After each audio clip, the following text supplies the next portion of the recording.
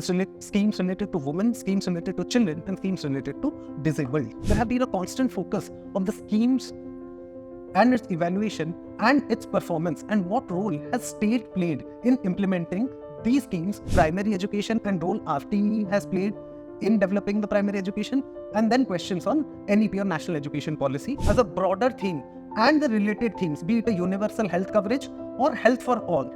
All these aspects have appeared across previous year papers. Poverty and hunger is a topic which you will find across questions on these two aspects. You'll find it across GS1, 2, 3, even case studies in GS4. Focuses upon the causes, but more than the causes, the estimation of poverty.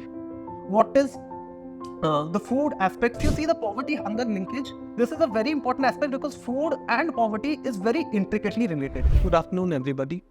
Social justice has approximately a weightage of 50 marks out of the total 250 marks that comes in GS paper 2 mains. Now, delving more than 4 to 5 days of a preparation schedule for social justice would be a crime, considering we already have a paucity of time in this year's mains. Now, when I say 4 to 5 days, this must also include you practicing answers with respect to social justice. So it's very important that our preparation should be very focused and targeted on a particular themes and micro themes which have a higher probability of coming in the examination. In line with this thought, we have researched around the previous year question papers and sorted out the major themes which have a higher probability of fetching you marks this year. Now, if you see social justice, the first thing that comes to the mind is related to welfare schemes. Now, when we talk of welfare schemes, and if you look at the previous year's papers, there are schemes related to 3 particular cohorts of demographic groups where UPSC has focused its question upon. It's schemes related to women, schemes related to children, and schemes related to disabled. So these are the areas where UPSC has primarily focused its attention in the previous year papers. We can also take the adjacent themes of other vulnerable groups such as transgenders or old age people, etc.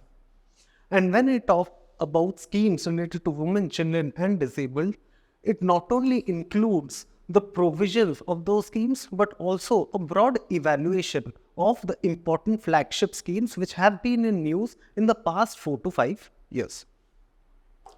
Now, if we look at the questions, the question related to schemes for children focused upon the evaluation of main provisions and implementation of National Child Policy. If we look at the previous year's question paper, there have been a constant focus on the schemes and its evaluation and its performance, and what role has state played in implementing these schemes related to the welfare of the vulnerable sections. You find that across UPSC papers over the past years. Then, if you look at schemes for women, you would again see the 2 constant themes that constantly arise while preparing is, one is the evaluation of the schemes, and the second is the evolution of the approach of the state in dealing with these schemes over the years. Now, when we move to the second most important theme of social justice, it is related to issues relating to development and management of social sector services relating to health, education, and human resources. If we deep dive into each of these aspects, now the questions in UPSC on education have primarily focused upon the higher education, primary education, and role RTE has played in developing the primary education, and then questions on NEP or National Education Policy, the most recent one. If we take a look at the question, now National Education Policy 2020 is in conformity with the Sustainable Development Goal 2030. Now it asks you to critically examine the statement. related to NEP. Then again, if you see, frequently questions have appeared with respect to higher education and within higher education, especially technical education. And what are the challenges that the government is facing while implementing the schemes? What are the various initiatives taken and what reforms are further needed? These are the three aspects which you should focus your attention on while preparing this topic. Then as we move ahead, again there's a question on RT and the basic primary education and what are the hurdles and inadequacies in the current system. The questions that appear in the exam, the wordings or the language of it may be different, but essentially the subject matter which is needed to address the demand of the question, you already have it. You need to put it, and which is essentially a language play while attempting the paper. Next, if you see health.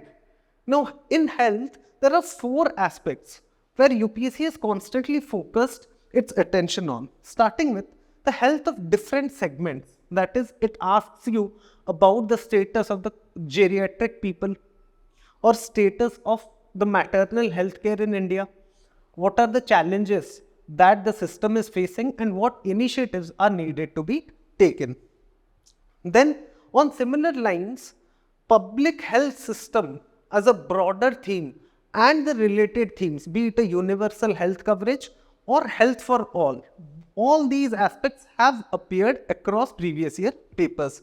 Similarly, the challenges and the assessment of primary health system of India is again a recurring theme in UPSC mains papers. And after these, the associated area which has become particularly important after the launch of Swachh Bharat Mission is the sanitation hygiene related issues. It has again a direct association with health. So if we see the previous year papers, now this question was particularly with respect to the WASH scheme, or you can say with respect to the sanitation and hygiene aspect. Then again the question which appeared, besides being a moral imperative of a welfare state, primary health structure is a necessary precondition for sustainable development. So basically it asks you to analyze the primary health structure of India and what role does it have to play in the sustainable development of future generations. Then the next question which appeared was, appropriate local community level health care intervention is a prerequisite to achieve health for all in India. Again, this is a very integral part of the public health system of India to achieve health for all.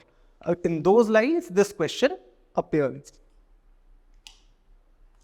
Moving ahead, if you see, this was a pretty older question where it asked you to identify Millennium Development Goals that are related to health. There's very less chance that such question will appear because now the question paper, if you see, have become more analytical and asks you to address a particular aspect in the social justice questions through your analysis of the public policy related to health, education, skill development and human resource development.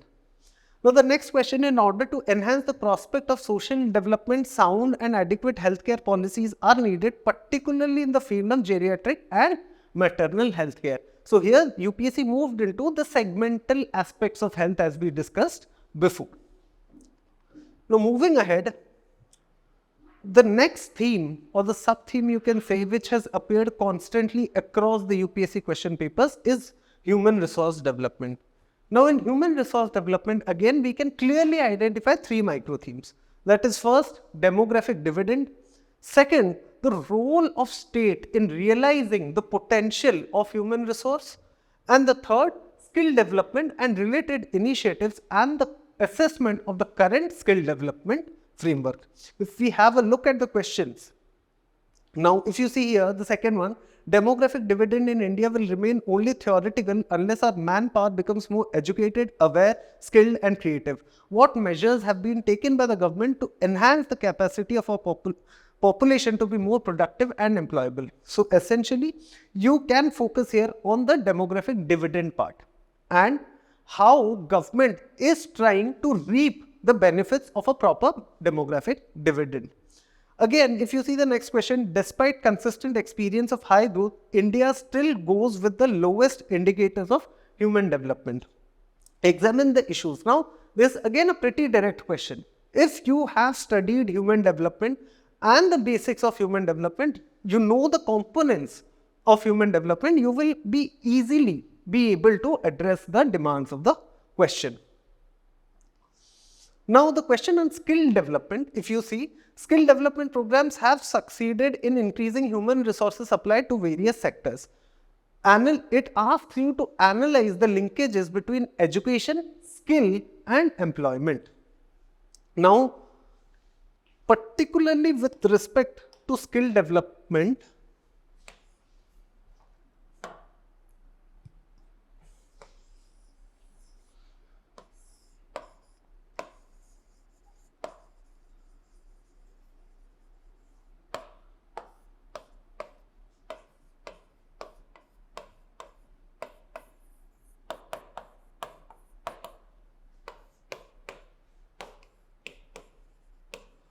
now, skill development, basically the thrust on skill development is because the goal of the government is to adjust or compensate the mismatch that exists between the current industrial standards and the current academic standards. And that is what the question is based upon. So, with respect to questions on skill development, this entire chain becomes very important as it is the forward and the backward linkage of skill development. Along with this, the skill development initiatives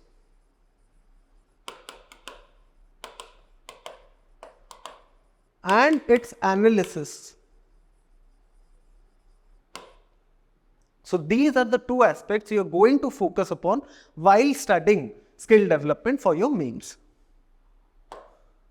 Moving on, now issues related to poverty and hunger.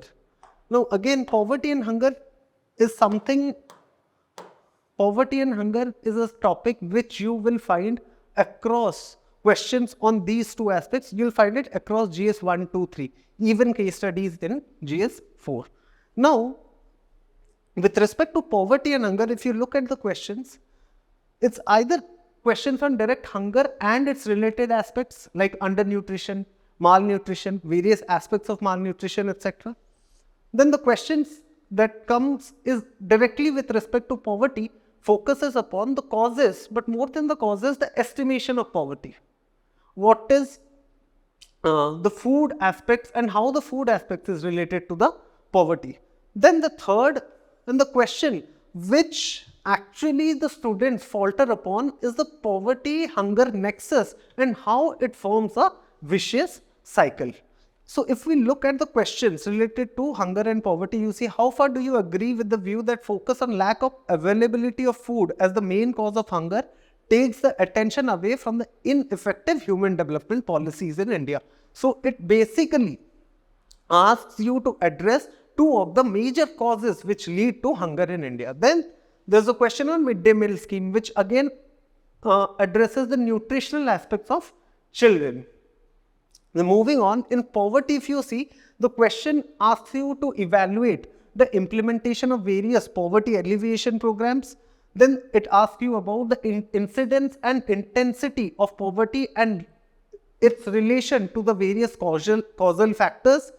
If you look at the next question, besides the welfare schemes, India needs deft management of inflation and unemployment to serve the poor and underprivileged sections of the society. So, if you see the trend of UPSC, so it takes a particular cause which has been in news or which is usually considered as one of the causes of poverty and hunger in India and tries to relate it directly to the poverty and asks you to analyze. So, that is how you should be going about preparing this particular sub-theme.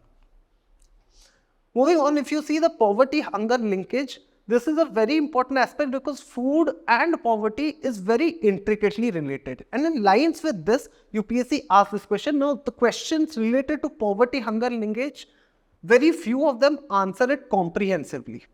So, once you know that this question is going to come in your examination and you're prepared with the notes related to poverty-hunger linkage, you can easily address the question.